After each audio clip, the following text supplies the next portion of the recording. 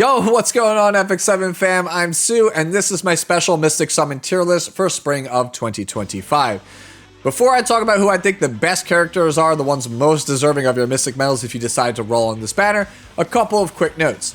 Number one, unless for whatever reason you need to pull the character to get whatever your goal rank is, like maybe Emperor or Legend, right, for the current spring 2025 season, which will be around for like a day or two as this video releases, I highly recommend that you hold off for at least a week or two before pulling on this banner, because by then you will know exactly what ML 5-star is coming next. It could be ML Arunca, it could be ML Arya, it could be ML Raz, it could be a number of things. Any of the stuff that was shown in the Origins reveal or something else, you should at least wait a week or two to figure out what that is, see if that's something you actually want before you kind of jump into this thing.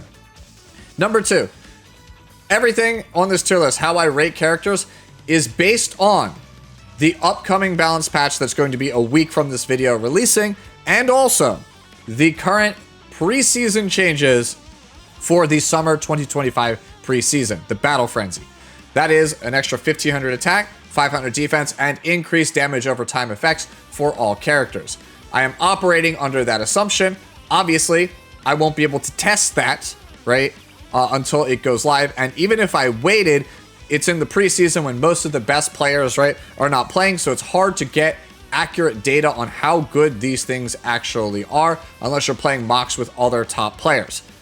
And in the past, Battle Frenzy effects have been very broken in the preseason, and Smilegate has repealed them entirely and substituted them with something completely different. So if for whatever reason the Battle Frenzy kind of changes in the preseason, then check for a pinned comment or potentially a different video, an updated video for this tier list.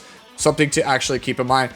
The characters are rated with how I think they will be going into the summer 2025 season, right?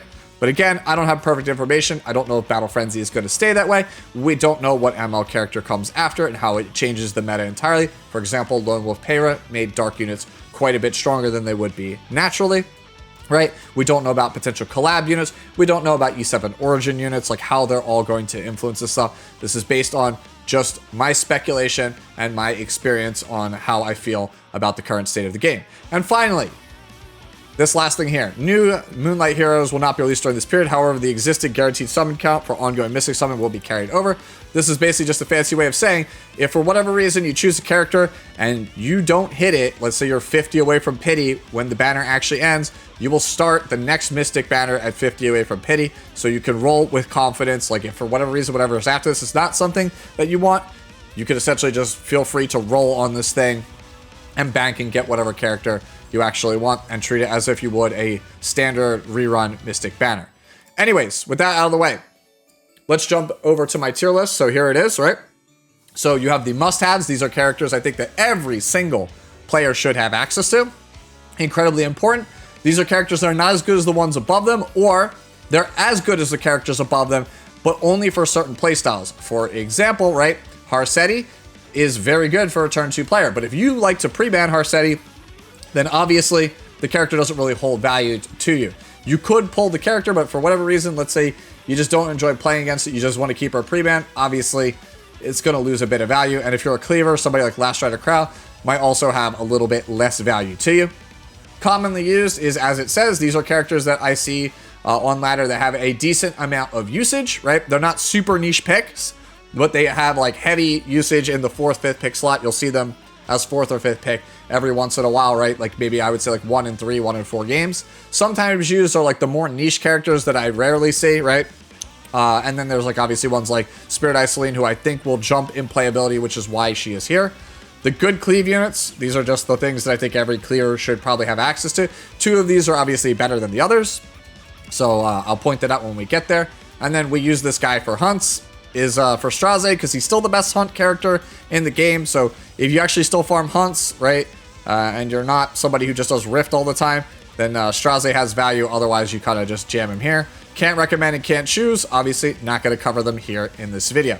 So let's go through each character. I'll spend 20 to 30 seconds on each of them, show you kind of an example build for how the character is actually built, at least for the first 3 tiers. After that, I might just rapid fire go through the rest of the tiers in order to keep the video down in terms of length. As always, use the chapters down below to skip to whoever you want to actually hear me yap about. So, first up, must-haves. First up on our must-haves list is Abyssal Yufine, who, by the way, is in the Galaxy Coin shop right now as I'm recording this, so if you have 40 Galaxy Coins, just go and pick her up. The reason why she is here is because of her passive Inner Abyss. It is one of 2 skills in the entire game that cut your opponent's combat readiness in half, the other being Red Politis. Well, one of these is an ML5, one of them is not. The ML5 has a very high win rate right now as I'm recording this video. The non-ML5 one is kind of suffering.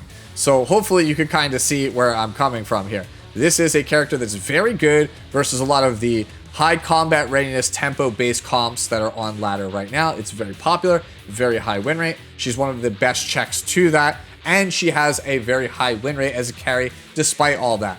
There's also the fact that you could potentially play her as a protection set tank, right? Or even like a very hard-hitting destruction-based one, right? She has a lot of build flexibility, and she maintains a high win rate despite all that because I think of her incredible passive. Honestly, I'd be kicking myself, I feel like, if I didn't put her in the must-haves, which is why she lands here.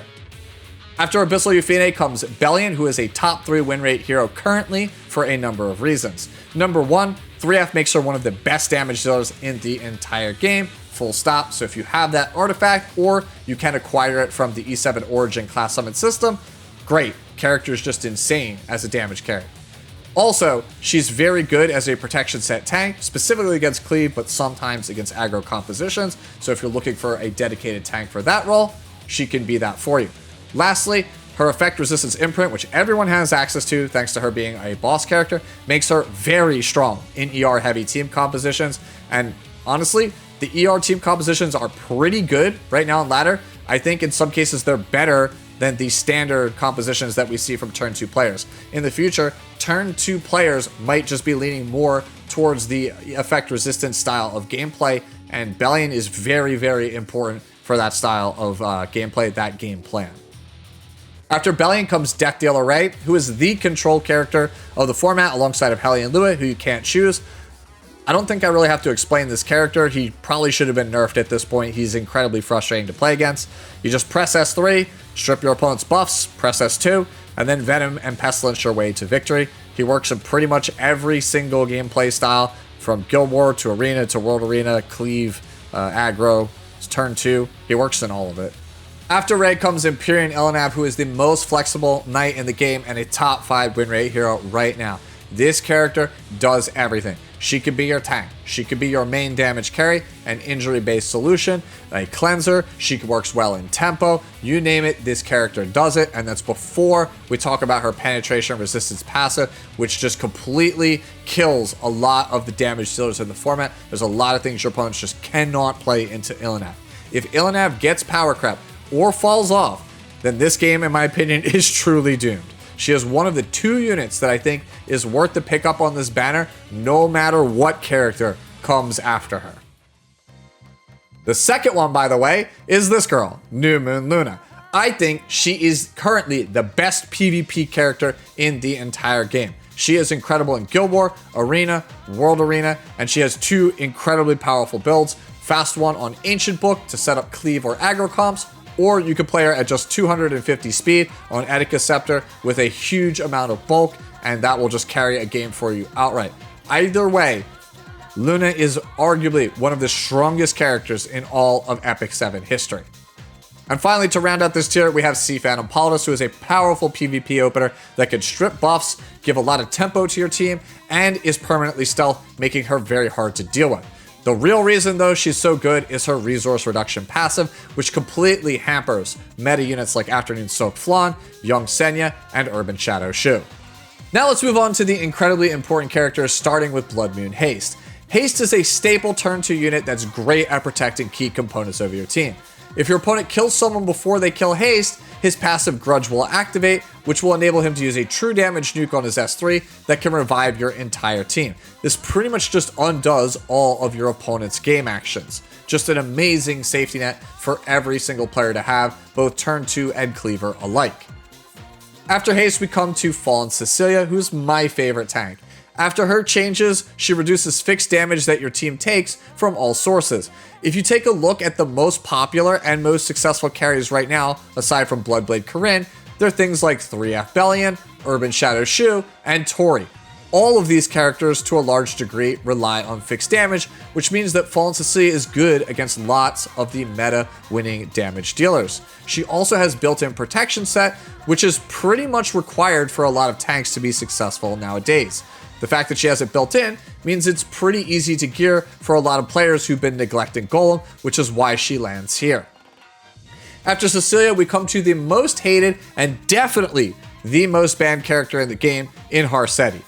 Look, if you want to play slow and you don't mind everything that this character entails, feel free to take Harsetti. Nothing I say will stop you from wanting to take Harsetti. You already know if Harsetti is the character that you want to take. To talk about what makes this character strong or not strong would be an entire video by itself, so let's just leave it at that.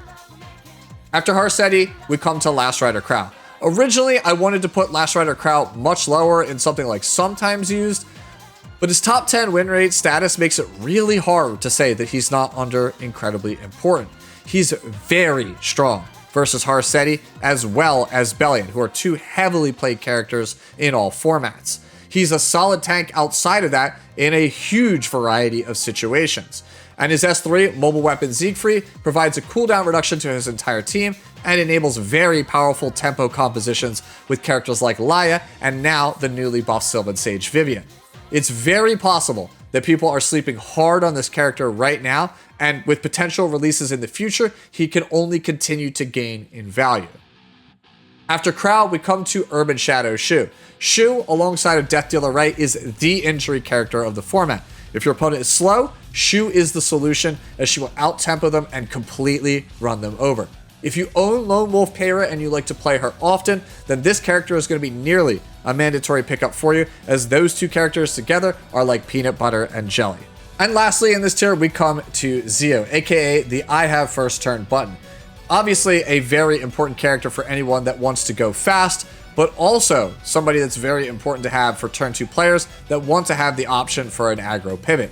That's essentially something where you can take Zio in the third pick ban protection slot of your draft and then kind of switch your draft into something that's a bit more aggressive to burst down certain team compositions. Now let's move on to the commonly used characters, starting with Arbiter Vildred, who's basically just all reliable. He's a great AoE damage dealer that can burst down teams that don't have tanks, whether that's because you're going to ban their tank or your opponent is just full of squishy DPS because they're a cleaver. Not the best damage dealer in the game, but oftentimes he just gets the job done. After Vildred, we come to Archdemon Shadow, who admittedly I thought would be higher on this tier list, but she's surprisingly inconsistent the more I play her. The biggest draw to her is her sealing passives if New Moon Luna is banned, or if you're just an aggro player that is trying to make use of her exclusive equipment to run down a specific character. After Archdemon Shadow comes Designer Lilibet. She's a solid cleanser that has a decent matchup versus Hellion Lua, who is currently the highest win rate character as of the recording of this video.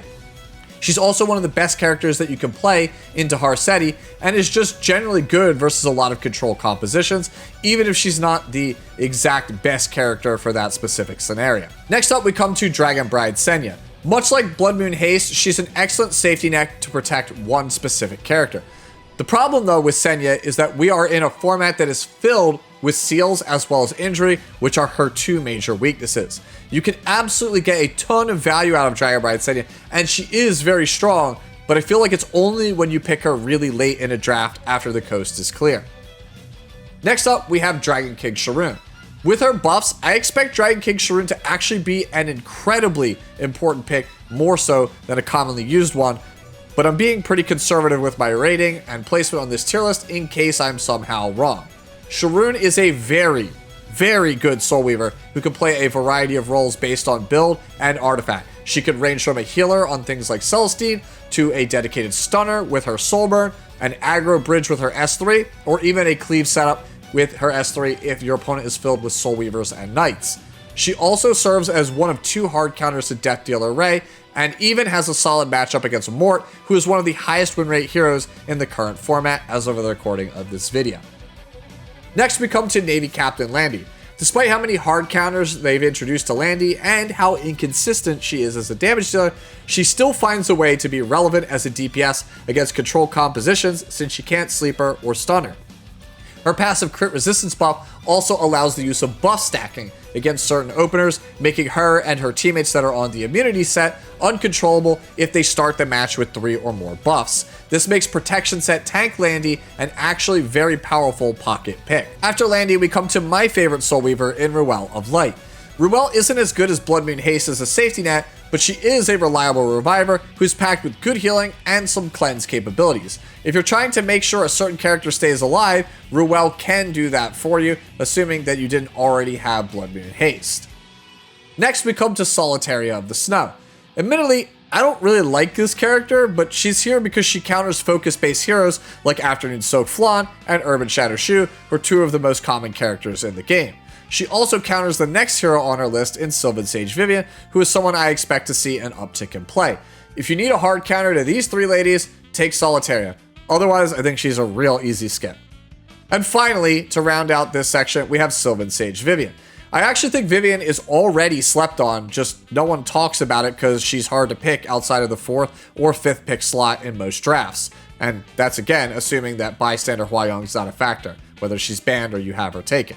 Against low damage control compositions, Vivian actually just destroys your opponent.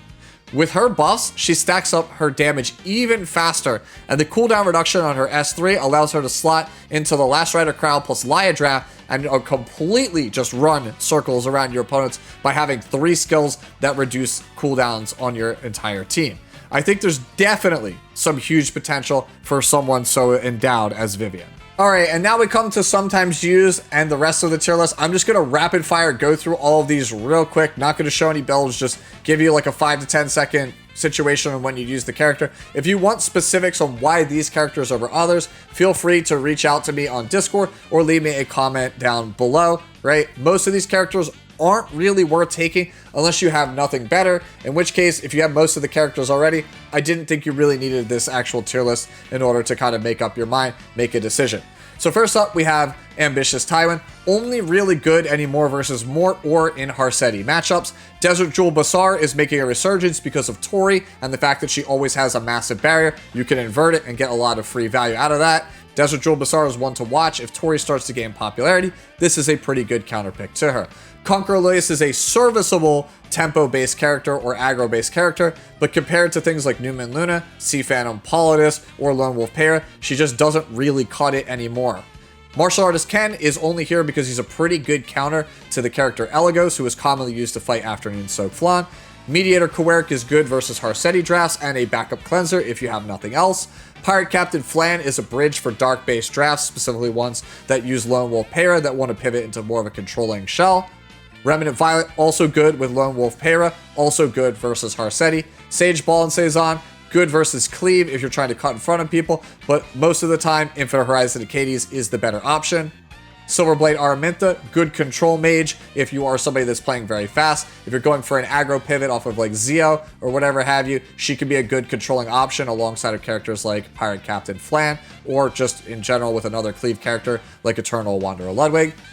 Specimen Says is basically just the light version of Remnant Violet. Not as good as Remnant Violet, but I kind of see them as roughly the same in terms of power level, right? There's a lot of sleeps and stuns in the entire format, meaning that he's at least still somewhat usable. Spirit Eye Celine, I moved her up here out of the can't recommend because of her buffs. Could be really good, could still just be absolutely terrible. Time will tell. I wanted to put her up here to kind of illustrate the fact that yes, I do think she's better. I don't really know how much better. This is one of those ones where, again, this is a conservative placement. She could very easily make her way into commonly used. And then finally, we have Twisted Eidolon Kairon. Fixed damage might take a hit because of Fallen Cecilia, but fixed damage is kind of in right now because of Tori, and some people just play him to kind of counter Tori. So if you have Fallen Cecilia or she's just off the table, then maybe Twisted Eidolon Kairon can be that character that actually deals with Tori, because again, the character is gaining a lot of popularity and a lot of win rate as of the recording of this video, and I expect with the changes to Battle Frenzy and Cascade, she's just going to be an absolute monster, and this is going to be a check to that character. Moving on to the good Cleave units, Briar Witchesaria, good anti-revive passive, good as a Cleave opener if you have really fast speed. Eternal Wanderer Ludwig, just the default, Ancient Book, Cleave Pivot, right? If you want to cleave and you just stack books, this is the character to base your strategy around, assuming that Ilynav and Belian are banned, or, they just can't be taken. You could kind of post-ban them out. Judge Kisei, surprisingly better than most people give her credit right now. I see KJ play this character quite a bit. You usually play around like 240 speed, just all damage at that point, right? Essentially, if you could kind of bridge to a 240 speed Judge Kisei and they have like no Abyssal Yufine or anything that restricts your combat radius, you just press S2, Death Break the entire team, you get an extra turn, press S3 for Wave of Light, cleave the entire team, win the match. It's that simple. Requiem Rwana, if you already have turn 1 locked up, you could just take her and threaten to reset all their cooldowns. Basically a force ban, or you just have unlimited tempo in the match.